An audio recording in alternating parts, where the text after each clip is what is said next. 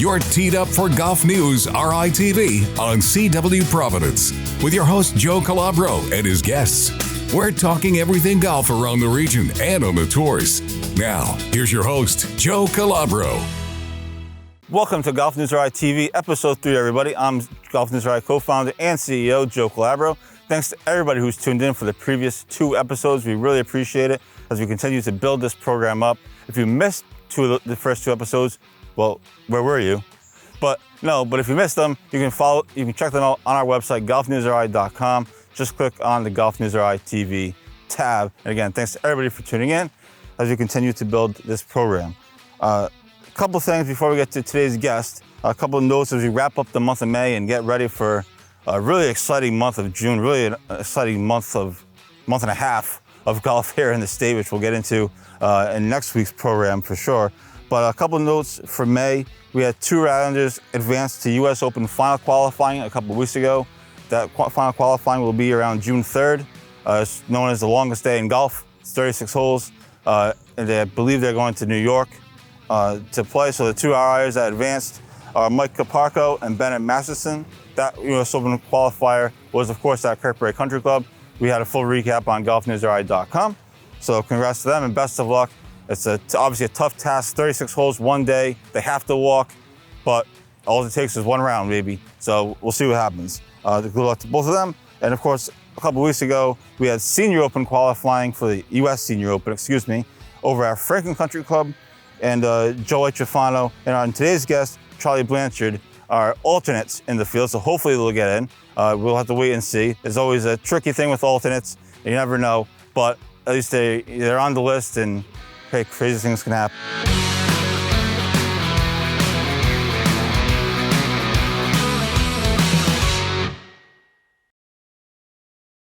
And today's guest, we're delighted to be joined here at Wannamoisa Country Club by Charlie Blanchard. Charlie, thanks so much for taking some time. No, thank you for having me. Absolutely, repping the Bryant Bulldogs. We'll get to Bryant golf in a little while. And we're also going to give us a chipping lesson today, which is really exciting. That's coming up later in the show. But you're an alternate in the field. Obviously, it's a tricky situation. It's hard to say if you're getting in or not. You said it off camera that the chances are probably slim, but what was your takeaway from the qualifier and your play and being an alternate, at least have a chance? Yeah, so I played pretty well, made a couple mistakes, and in those qualifiers you can't make mistakes or they come back to haunt you, right? I mean, it's a fine line to making these events, but I played solid. I hadn't played much or if any golf really coming into it, so I was just trying to give myself a chance coming in, and I did, and unfortunately I got an alternate spot. But like you said, anything can happen. If I get lucky, I'll get in. So I'll keep my fingers crossed. And how was Franklin Country Club playing? Was it difficult, fast? Greens were fast, so that kind of I'm sure hurt a lot of people. I'm kind of used to it here from Wannamoisa, so the speed didn't bother me. Pin placements were fair, but if you were in the wrong spot, you had to be careful. Course was in great shape, so it was a good test of golf. And the 3 guys that made it, deserved it. They played pretty solid, and we'll see what happens for the alternates here. Yeah, it should be. Hopefully, you both get in, or one of you 2 gets in, or hopefully you get in. But it should be really cool to have as many Islanders in the field at the U.S. Senior Open at Newport. We know Billy Andrade and Brett Quigley are in. Hopefully, another guy or 2 can get in. All right, so when you're in one of those qualifiers, we follow the Monday qualifiers for the tour, the Corn Ferry Tour, whatever it may be.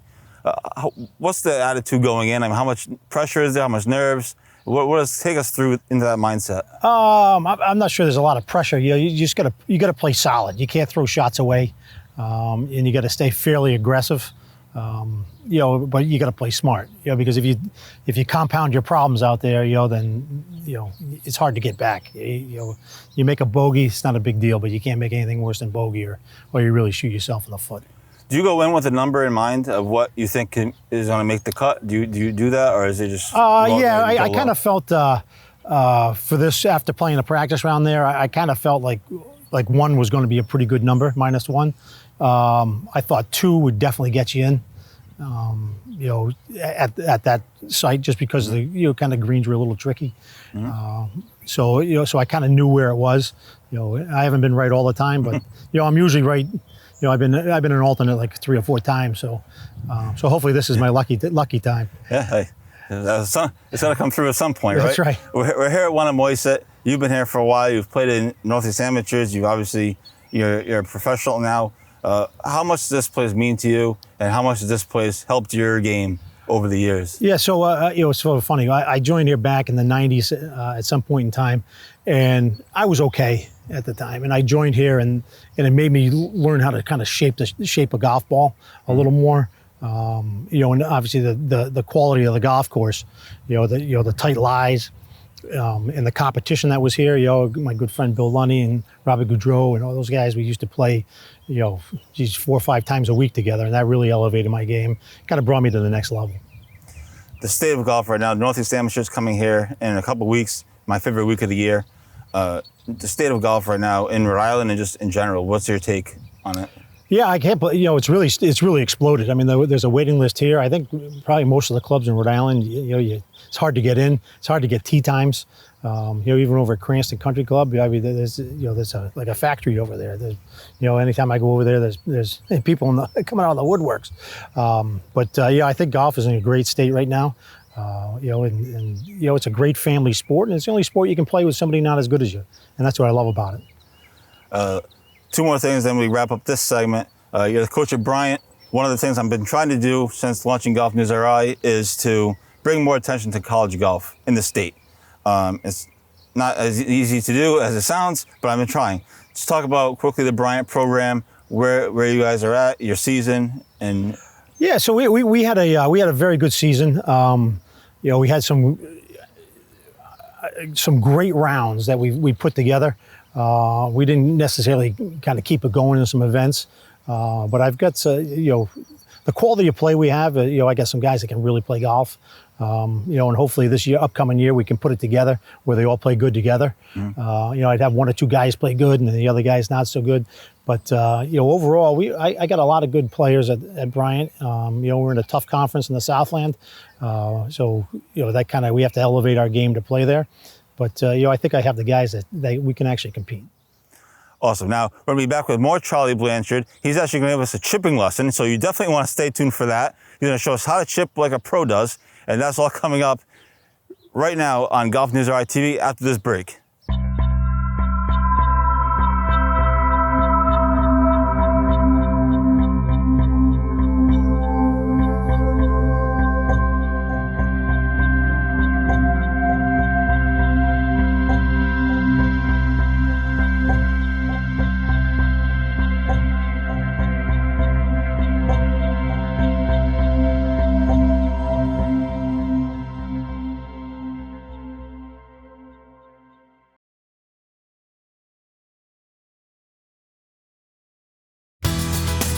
Now back to GolfNewsRI TV with your host, Joe Calabro, and today's guest. Special thanks to our sponsors, Providence Performing Arts Center and 4 Evergreen Turf Management. Welcome back to GolfNewsRI TV. I'm Joe Calabro. We are here at Wannamoisett Country Club with Charlie Blanchard, and now he's actually going to give us a lesson. So pay attention, folks. This could change your game. Now, usually we're here on the fringe, as you can see, and usually us hackers, we putt this because I'm so afraid of sculling it into the clubhouse that I didn't want to risk that. So I putt it. But the good players, like yourself, chip it. So we're here on the fringe. You're going to hit a couple of chip shots. First, before we get to that, you have a shot like this. Say we're going to one of these 2 flags, whatever it might be. What's your mindset on a chip shot like this? You're trying to make it, right? Yeah, the good players try to make it anyways. Yeah, I'm trying to make it. I'm reading it like I would a putt. So I'm trying to see what it does. And is it downhill, uphill, is it flat? And then I try to gauge the distance. Either I'll step it off and know it's 12, 15 yards, whatever it is. So I know kind of the speed that I need to hit this shot at. So say you're going to that hole. Where does your confidence level come from? Like, how do you build it? Because our problem is we don't have any confidence, right? I can't hit the shot. I'm putting this 100 times out of 100. But it's just obviously repetition. But how do you take that from practice to the course? Because that's always the challenge. Everyone's a good range player. Fundamentals on how to chip. Most people, when if we had a bunch of people around the range, I could almost guarantee you they're all flipping through this golf ball, right? Now all of a sudden the hands are behind it, they flip the leading edge into it and they scull it or blade it or chunk it. So kind of the easiest thing to do initially is, we're going to play this with our hands forward, right? Our weight forward, and we're going to catch this with a descending blow without trying to fool around with a bounce on the club. Now this is a 60-degree wedge, but this would probably be a little easier with maybe a 52, where I'm trying to land it on the green and get it rolling as soon as possible. I'm not going to try to fly it all the way to that hole. So, what I do and kind of the easiest, simplest form for most players would be, I'm going to play this ball a little bit back in my stance. I'm going to have my weight forward on my front foot.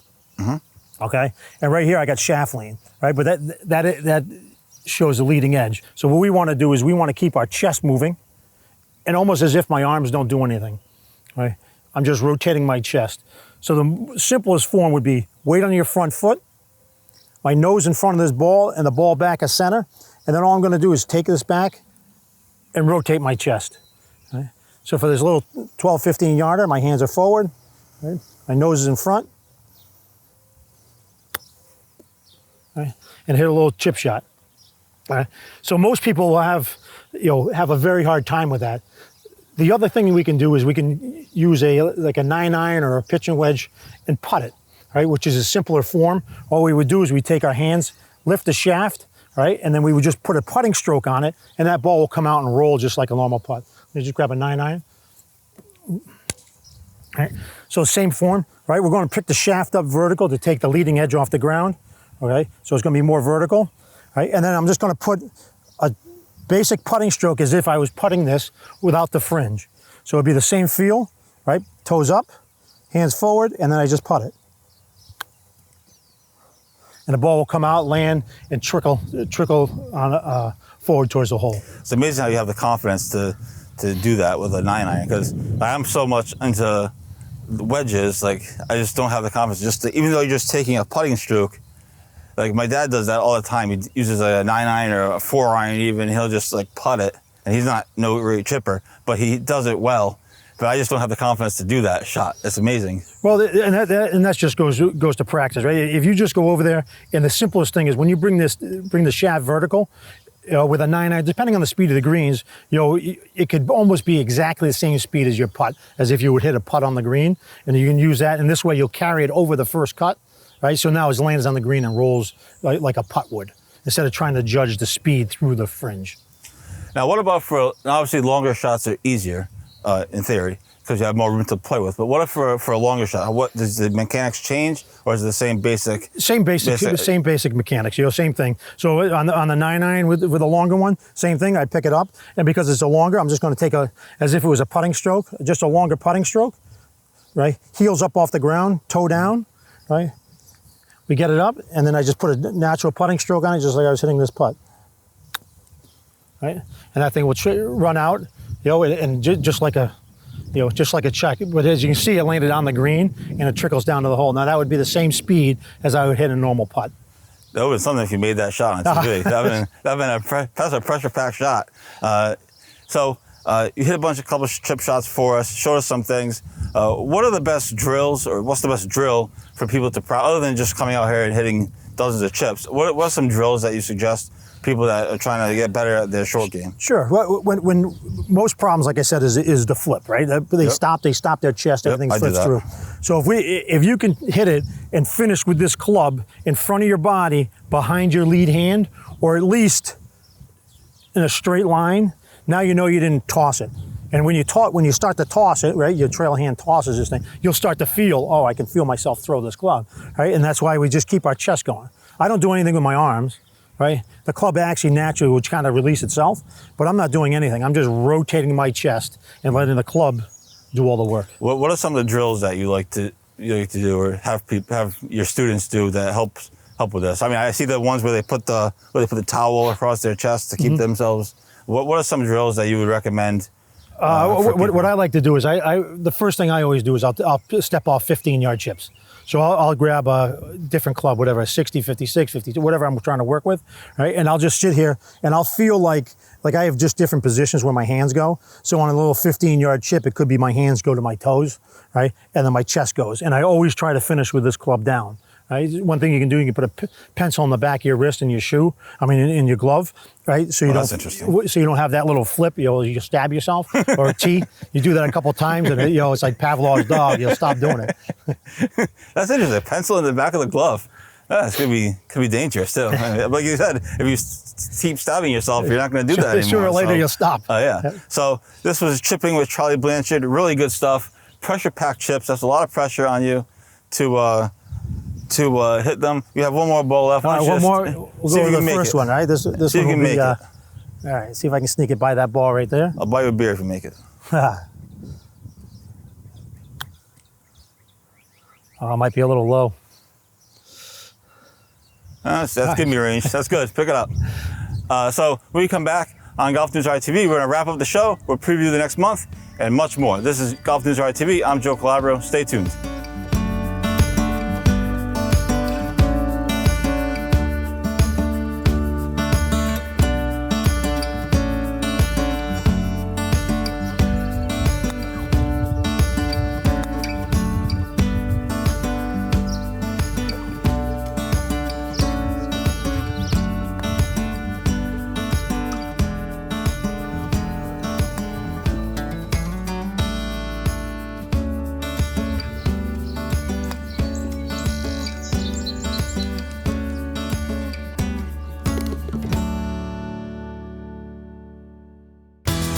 Now back to Golf News RI TV with your host, Joe Calabro, and today's guest.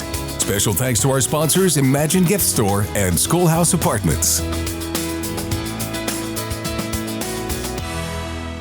Welcome back to Golf News RI TV. I'm Joe Calabro. Thanks again to everybody for tuning in. And again, you can find the previous two episodes on golfnewsri.com. Just click on the Golf News RI TV tab. We're back here at Wanamaoisa Country Club with Charlie Blanchard. Charlie, thanks again for that great chipping lesson. I'm going to watch this episode over and over again and try to figure it out.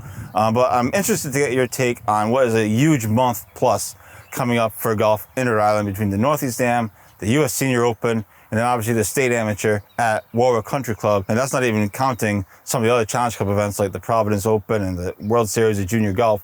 But huge month for golf in Rhode Island coming up. Huge month plus, really, for golf in Rhode Island coming up here. Yeah, I think with the U.S. Senior Open, this is a great thing for the state of Rhode Island. Newport, you'd be able to get out and, hopefully see me play. But if not, we'll be able to see a lot of the great players out there for, it's well worth going out and out there for a couple of days to see that. Then you have the Northeast Am, arguably one of the best fields in golf. If you can come over to Wanamaoisa and see, that's a PGA Tour, right? Those are the, Oh, yeah. You're going to see half those guys on the PGA Tour at some point in time, and they can really play. And the kid that just won the Northeast Am last year actually turned pro. He actually won the American Express tournament, Nick Dunlap. He won the tournament as an amateur, then he turned pro the next day, or whatever, that week, whatever, maybe it was the next day. But so he actually was the defending champion. Now he's obviously not defending. So it was cool for me to be able to interview him after he won last year. So there's things like that obviously there's always the locals in it as well. Bobby Leopold, Tyler Cook. A couple other guys will be in the field. You've been in the field before. What is being in that field like? It's a great experience. It's you're playing with the best players in the world, really. And you can kind of see where your game is. And when you're out there, you notice, you kind of notice, the quality of shots these guys hit. Around the greens and how good they are at putting. But for the guys that play in it, for the Rhode Islanders that are fortunate enough to get into the field, it's just it's really an honor to be able to play in that. And we got two players from Wanamaoisa, so representing Wanamaoisa here, and that you get the whole membership pulling for you. It's a great event, and for the local members, it's a phenomenal experience. The Northeast Amateur is set for June 17th through June 22nd here at Wanamaoisa. It's free to come and watch. So come on down. We watch the future of professional golf in the best college kids from all over the country. Obviously, what I think is cool is you get to have all their golf bags right? Like you have your Bryant bag. They have golf bags from all over the country, sometimes the world, that are playing. And you see them all like lined up over there near the putting green. And it's kind of a cool picture to see all those different bags from all these different schools, some big name schools, some not so big name schools. So that's always like my favorite picture of the week, is trying to get that picture with the golf bags of all the different players. Some of the biggest players that Tiger Woods play here in the Northeast. Nota Begay won it. Obviously, Peter Uihlein, who's now on LIV, won it. From your playing days in the amateur, what's your best memory? Do you have a favorite memory, a favorite shot? Yeah, I don't know. I've played with so many different guys that are on tour now. From guys that from Cameron Champ that absolutely destroyed the golf ball. You play with him, he's in at 40 or 50 yards back of me. I had a good one. I need binoculars to see him. I play with Brian Harmon. Great kid. So I've played with guys that won multiple times on tour. It's just those kind of things that you look back on and say, geez, I was fortunate to be able to be in the field and play with these guys. Now, you're obviously no longer an amateur, but the State Am is coming up in the beginning of early July, which obviously we'll have more on that coming up in the coming weeks here on GolfNewsRI TV. But this year, the winner of the State Am actually gets an automatic bid to the U.S. Am. How big is that? I mean, how cool is that for Rhode Islanders? Yeah, that's. I mean, for Rhode Island, it's enormous, right? So I always felt that qualifying for the USAM, it's just like the Open or all those events. Getting there is the hardest part. Getting to that site. I think it's easier to make match play at the USAM, US Mid-Am. It'd be easier to make, the cut at a tour event. It's harder to get there. I've always felt, because you only have 18 holes to do it. Where now you have the State Am gives you a free bid. That's fantastic. Yeah, I think it's going to be awesome. I think it's going to be add to the event and much more. So thanks so much for coming on. I really appreciate it. Thank you for having me. This has been GolfNewsRI TV. Next week, we'll get you ready for a huge month in golf in the state of Rhode Island. That's coming up next week on GolfNewsRI TV. I'm Joe Calabro. Bye, everybody. You've been watching GolfRI TV on CW Providence.